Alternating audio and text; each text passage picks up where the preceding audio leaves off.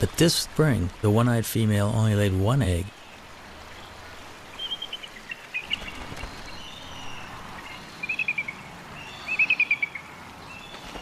The couple begins a daily routine.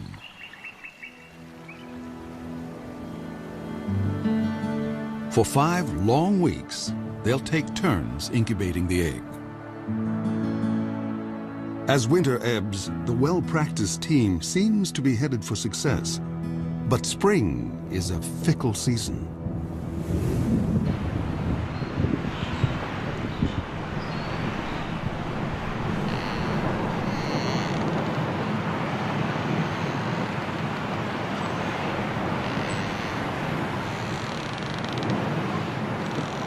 In mid-April, it was a freak snowstorm. I'll never forget it.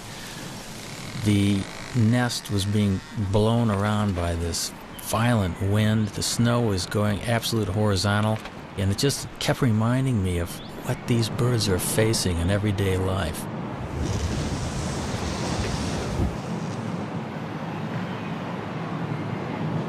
They were well into incubation, so the changing of the guard was always quick. Because you got to remember, they have delicate eggs that they're protecting and keeping warm.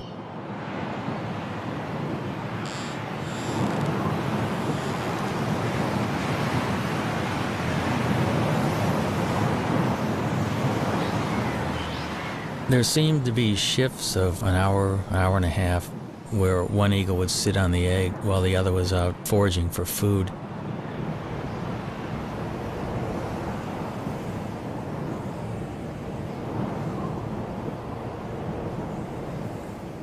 Through this storm, the male sat, waiting for the female to return.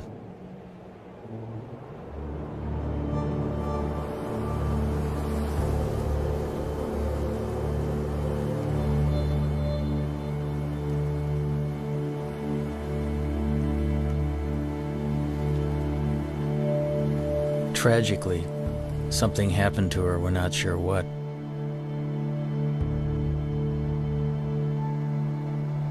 There's so many things out there that can work against the survival of these magnificent birds, and makes you realize how fragile their existence actually is.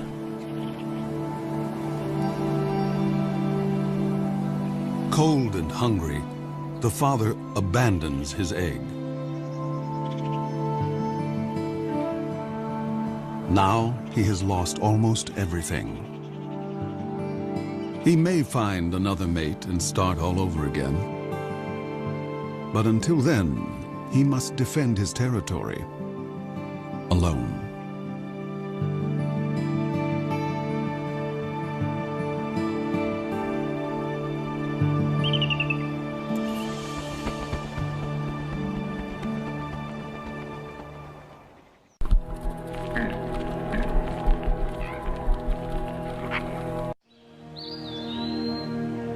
When Europeans arrived in North America, the continent teemed with as many as 500,000 bald eagles.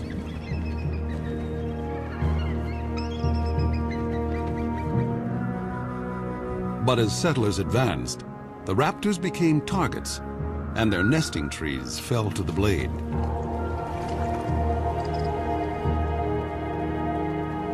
For raptor specialist Bob Anderson, the pioneers' attitude was simply arrogant and ignorant. All birds of prey were just considered vermin. I mean, they were all chicken hawks. They were all bad birds. Be it a bald eagle, golden eagle, or red-tailed hawk, they were all shot.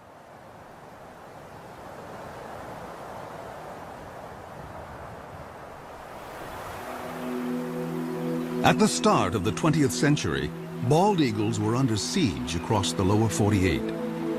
Alaska seemed like the last wild place, and there the bald eagle thrived.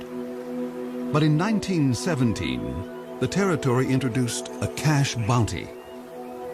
By mid-century, over 120,000 eagles had been shot. And the gravest threat was still to come. After World War II, DDT came into widespread use to control insect pests. bald eagle numbers went from decline to free fall. When I was a kid, just to see a bald eagle was just a once-in-a-lifetime experience. The phones would ring if a bald eagle was seen anywhere. I mean, everybody would call it. It'd be on the front page of the paper. A bald eagle was seen. DDT made eggshells thin and fragile, sharply reducing the number of hatching chicks.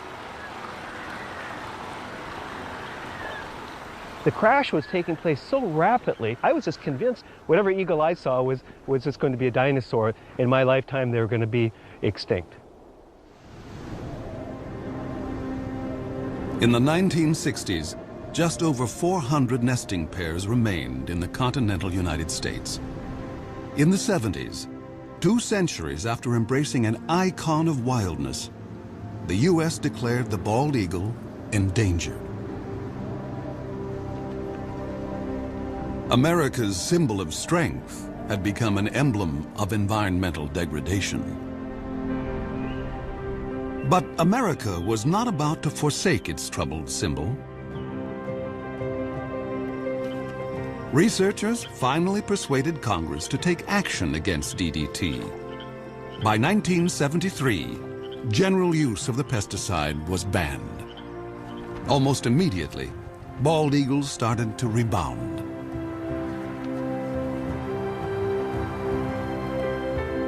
In 2007, the American eagle was removed from the endangered species list. By tapping our own better natures, we had given primal nature a second chance.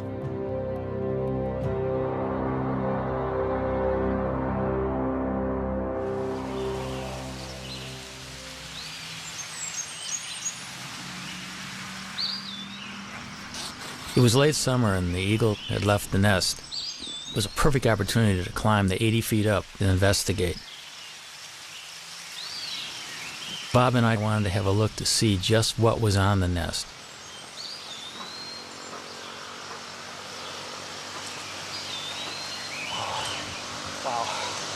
Wow, look at the food up here.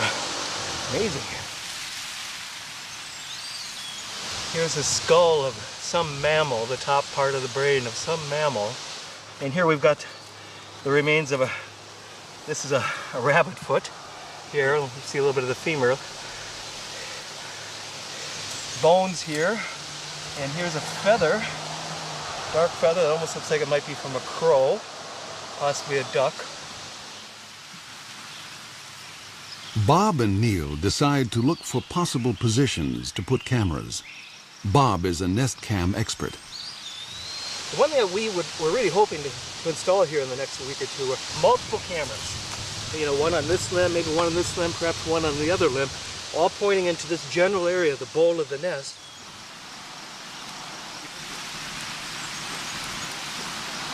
You've heard of sea legs? We have to have tree legs when working with this job. Bob will have a bird's eye view in the coming nesting season, no matter whether the single male succeeds or fails.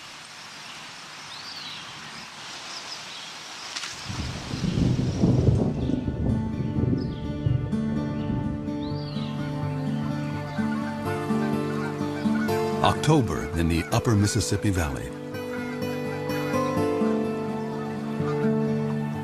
The fall weather is mild, and eagles are free from the burdens of the nest.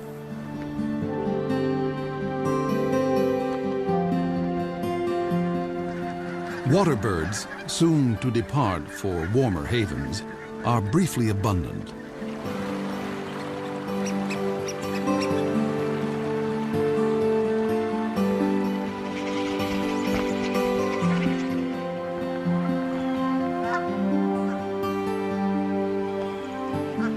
Joining the eagles that live here year-round are bald eagle migrants flying south from Canada. Some have flown 1,400 miles to find open water. This surge of eagles now turns to hunting. Bald eagles will sometimes chase mallards, but the river offers much easier prey. Coots raft together by the thousands, and these calm birds are a favorite meal. A strong wind allows an eagle the rare chance to hover like a smaller raptor, the kite.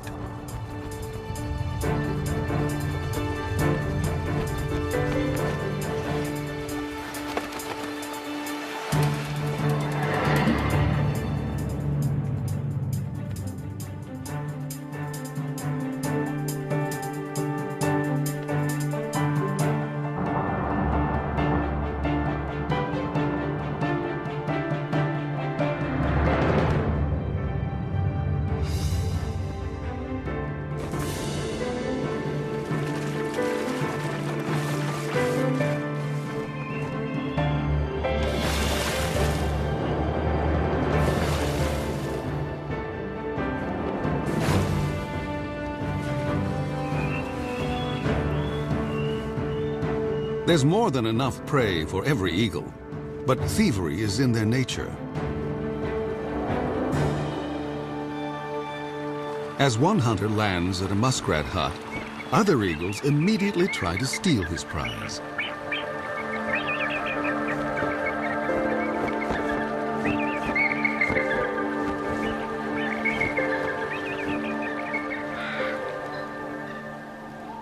This autumn bounty is a returning glimmer of the old days.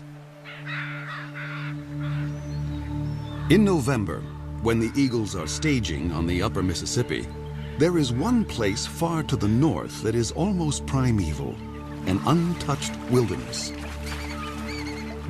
This is the Chilkat River in Alaska, where great runs of salmon bring eagles from as far as 1,000 miles away. The salmon have made their own epic journey in from the sea to spawn. They will die soon afterwards, but they will sustain this great gathering of eagles, as they have done each autumn for thousands of years.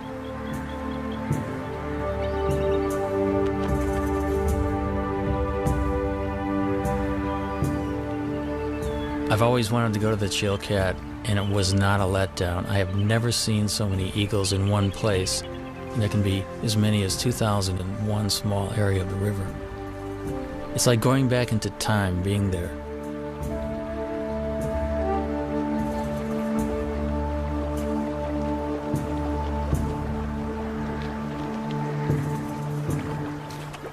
Because bald eagles do specialize often in fish, their feet are modified with tiny projections on the bottom of the toes and the pads of the feet, which actually make it easy for them to grip fish. Their beaks are incredibly efficient at ripping the flesh of fish and other prey that they catch.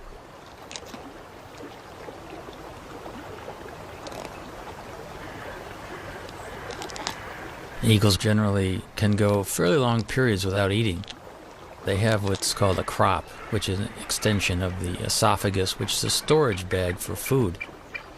When there's plenty of food around, they'll take advantage of it by gorging themselves. And they can actually go after a gorge for a week to 10 days without feeding if they have to. But as soon as a bald eagle catches something, you can bet that within seconds, another one's going to come in and hassle it.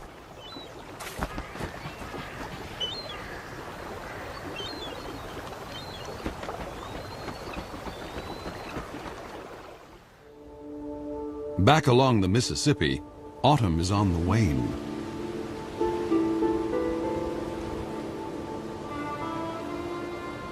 Winter makes a gentle entrance.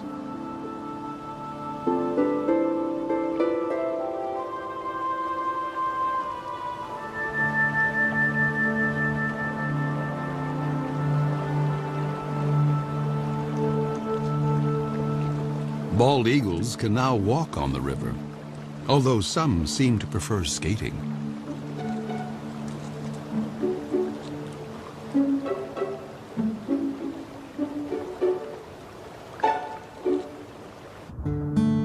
Gizzard shad can still be plucked up, but they will soon be entombed in ice.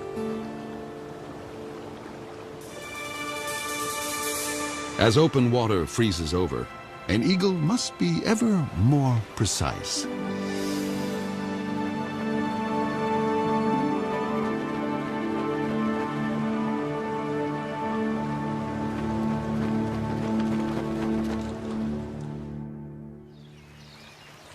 At the hatchery nest, Bob Anderson has been keeping an eye on the widowed male. The male will always make occasional visits to the nest.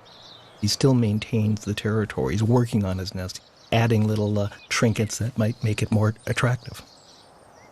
This particular nest is prime property. It's located so close to a prime food source.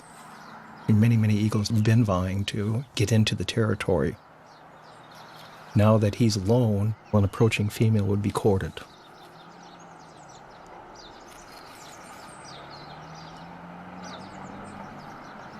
After rearranging his corn husks, the male sets off to cover his territory.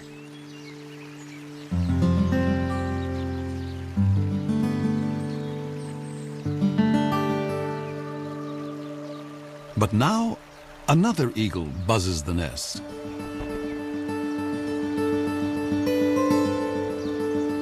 It's a female.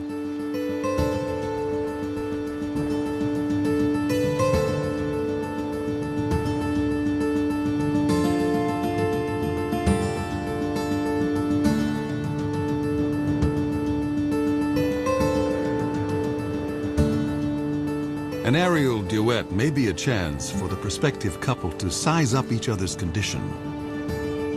A healthy eagle can cruise at 40 miles an hour in level flight and hit 100 in a dive.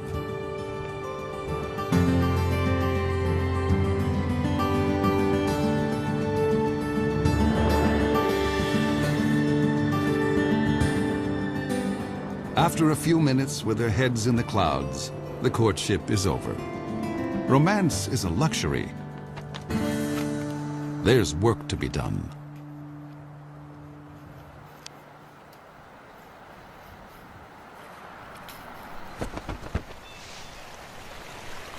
When the eagles first land together on the nest, they're a little bit apprehensive, and I think the moving around of sticks together and grass together just kind of cements the bond. It kind of creates the marriage that will only get deeper and deeper as the weeks progress.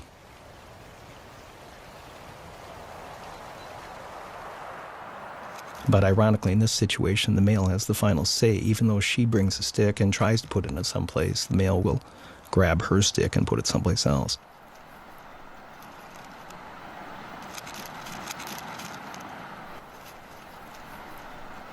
We think she's a 4-year-old. She does have speckles on her head, but you can see a little dark streak on the top of her beak. That dark streak tells us that maybe she's a 4-year-old.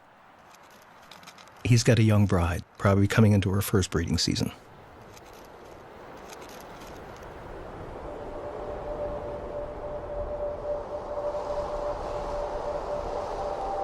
Winter drains the last warmth from the river.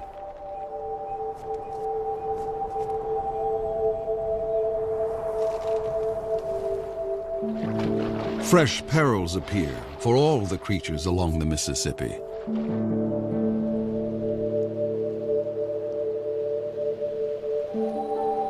And now, the most brutal season tiptoes in.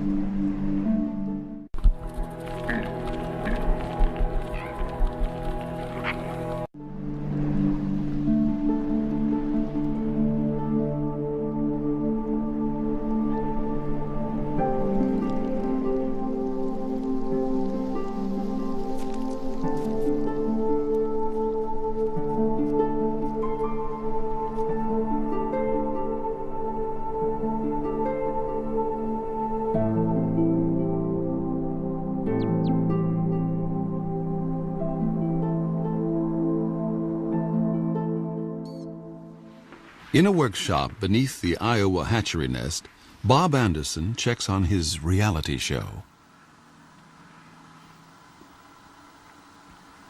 I mean, what a view. What an incredible angle of looking at the American bald eagle. And there she is also.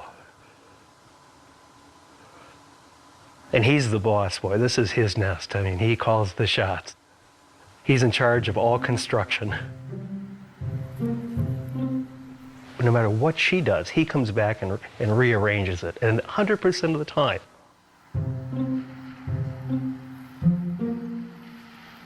Now, she brought in a little bit of grass, and if she flies off now, he will go take that grass and put it someplace else.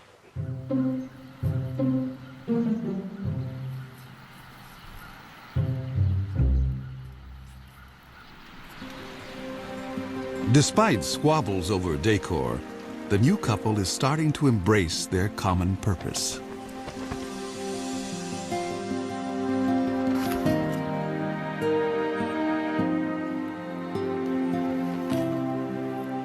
You can actually see them, they're bumping each other, they're interacting, there's no aggressiveness at all. A month ago, they would have never tolerated this being this close to each other. It's like now they're a team. We know that they're getting close to laying their eggs when you start seeing this behavior. The young female lays her quarter-pound egg before dawn.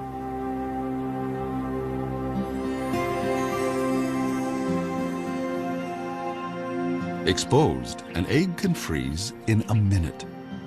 And so the father will need to move in for his first shift. The first egg was laid early in the morning. We actually missed it. We saw the birds sitting in the bowl. We knew that it would be soon, but we were kind of surprised to see this first egg. But we can see him, how careful he is with his feet. His feet are balled up, and he's trying to hide his talons. He doesn't want those nails to poke a hole in that fragile egg. It's touching to watch that sensitivity that this old guy has had, you know, with many, many eggs probably in his lifetime.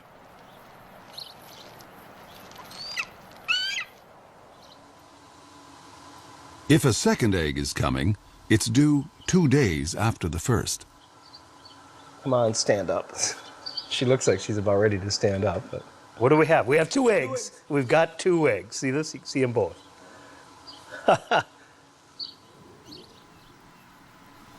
So do you feel like a papa?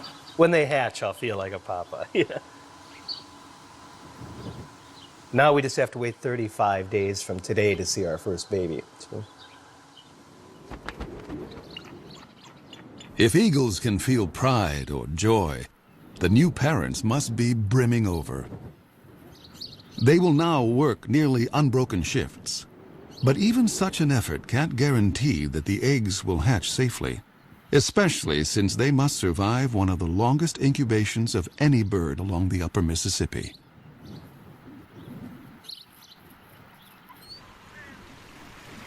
Egg thieves abound. Raccoons and crows are everywhere, so each parent is highly attuned to any sight or sound of menace. And then, another storm. We knew a storm was coming, and we really wanted to see the first reaction of the birds waking up covered in snow. So we made sure we had our recorders running long before daylight. I was at first disappointed we had snow on the lens, but it just shows how ugly the conditions really, really are. I mean, this bird's covered in snow. And she's screaming right now at the male, going, "Come and relieve me, come and take my place."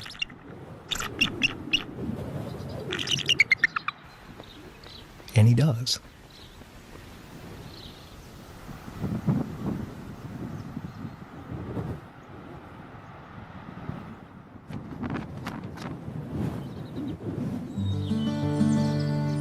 On a Minnesota farm 40 miles away, another family is further along. Their 2 eaglets have already hatched.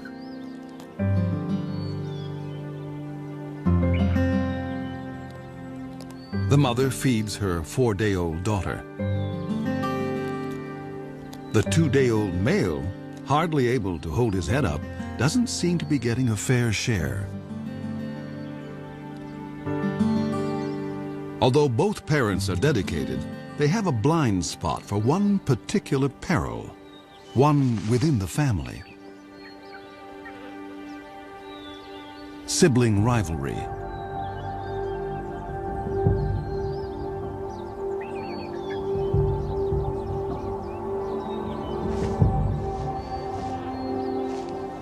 It's not unusual for the older eaglet to turn on the younger and smaller.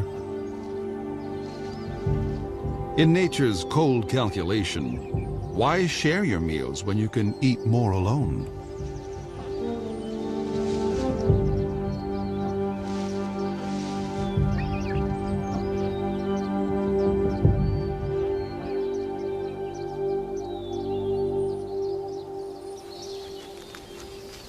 Neil has been documenting the story from a stifling blind just a stone's throw from the nest.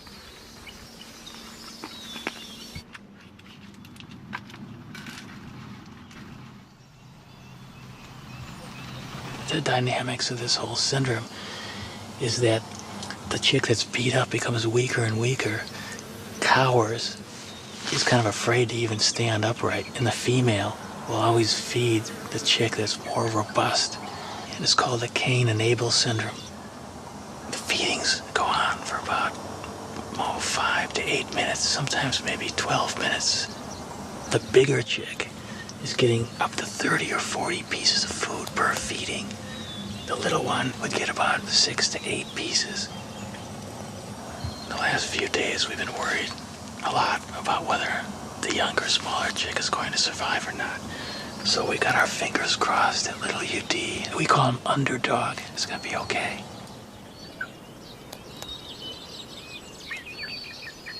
The battle will resolve, one way or another, and soon.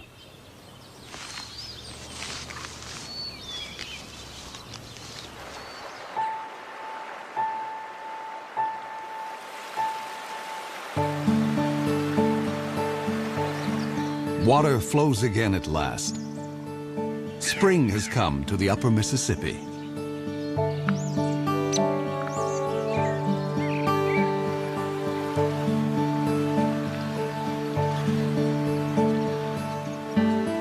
Things are looking up for all of the creatures along the river.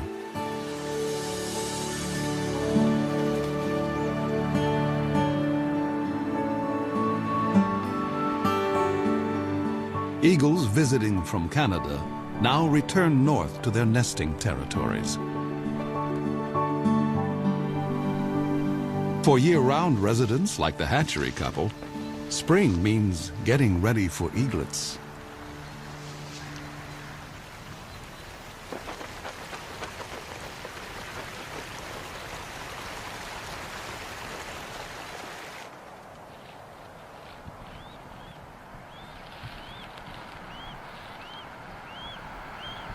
The first baby's hatched now, and you can see how kind of inept and clumsy this young bird is. She doesn't quite know what to do. That baby's begging for food, and yet she's not fully responding to it. And yet there's food off to the right in the nest.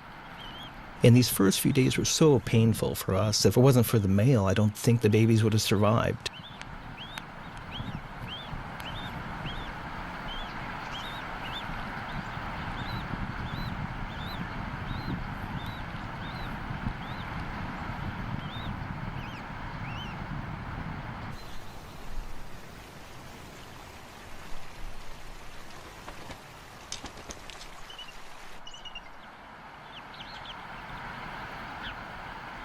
The eaglet is too exhausted to beg.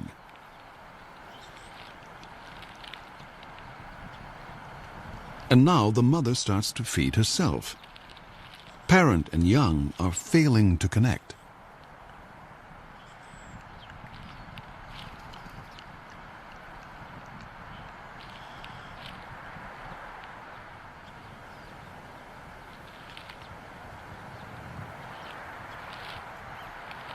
Suddenly, the mother focuses on her chick, as if seeing it for the first time.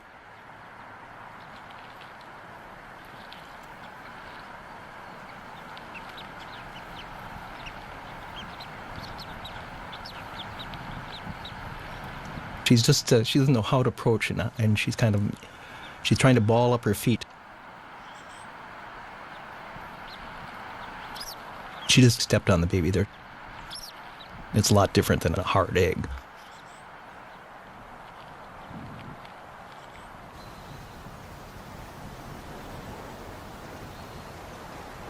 This shot here really just surprises.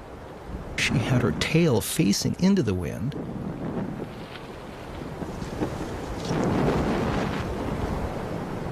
The winds gusted to 40 miles an hour. The wind actually literally blew her out of the nest, and she almost took the baby with her. Something an experienced bird would never do.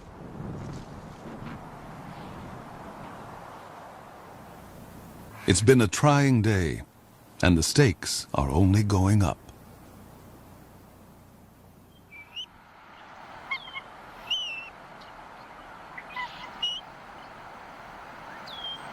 Here's our young female just standing up, and as you can see, we've got our second baby that it did hatch. And again, you can see that she's getting a little bit better with her feet. Already there's been a little bit of learning, I guess, that's taken place. And now the old man will come in, the guy that's so proven. That's him on the right. She's stepping off now.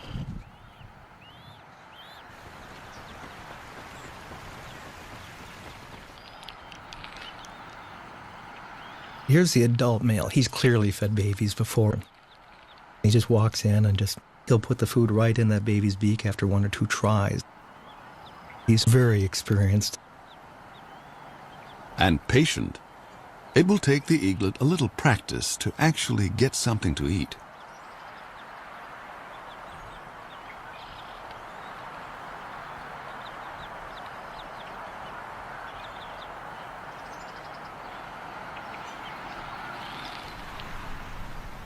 At least in this nest, there's no sign of sibling rivalry.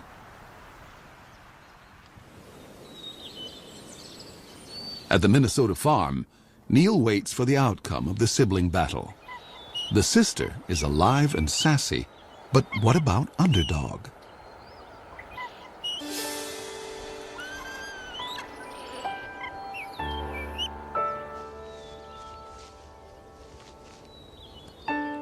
Finally, I could see that Underdog was competing. He was actually getting food offered by the female and gaining strength. Today he does look better. I think little Underdog might have a chance.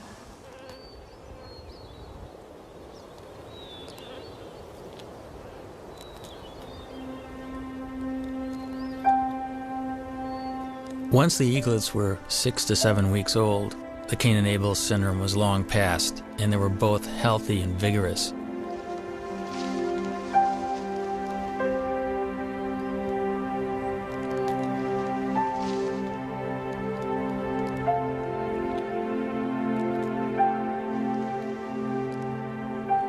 Each day these little guys will eat the equivalent of about a half a pound to a pound of fish. The demand on the parents is increasing, and they'll probably bring 4 or 5 kills to the nest during the